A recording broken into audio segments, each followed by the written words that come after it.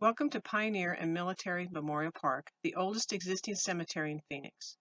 This cemetery was established after the city moved the burials from the very first city cemetery in territorial Phoenix to this location at 14th Avenue and Jefferson in 1884. It is comprised of 7 individual cemeteries established between 1884 and 1898. The cemetery closed in 1914. There is much more of our history to talk about. However, we are here to show you a little bit of the cemetery and tell you about some of the people who are buried here. We will begin by visiting with Martha Ritchie Beatty in Rosedale Cemetery. Martha was born 1829 in Ohio, but she grew up in Illinois, where she met Thomas Beatty. They married in 1851.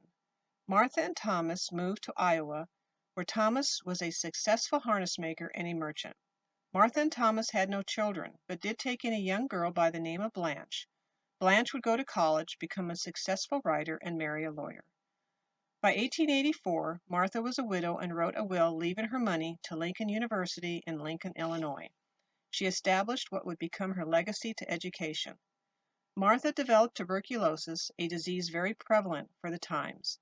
This disease had no cure until the development of antibiotics starting in the 1930s. Martha moved west in 1889, looking for a warmer climate and with hopes for relief of her disease.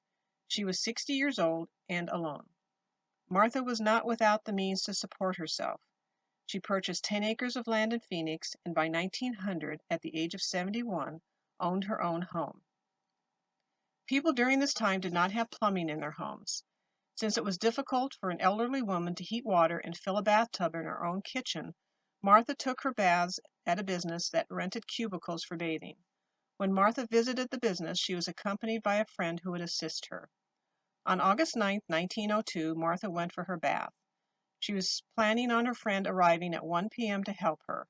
Her friend was delayed, and when she arrived at 2 p.m., found that Martha had drowned in the bath. The coroner ruled that Martha most likely was overcome by the heat of the bath water and passed out, drowning. Martha's estate was valued at $3,300, equivalent to $100,000 today. Her grave marker remembers her as a patron of education. It has been rumored that when it rains at the cemetery, the water pools around her grave. We hope you enjoyed this short video tour of our cemetery. Our residents thank you for watching and remind you to practice social distancing as they do. If you want to learn a little more about Martha's story, check out the blog behind the epitaph.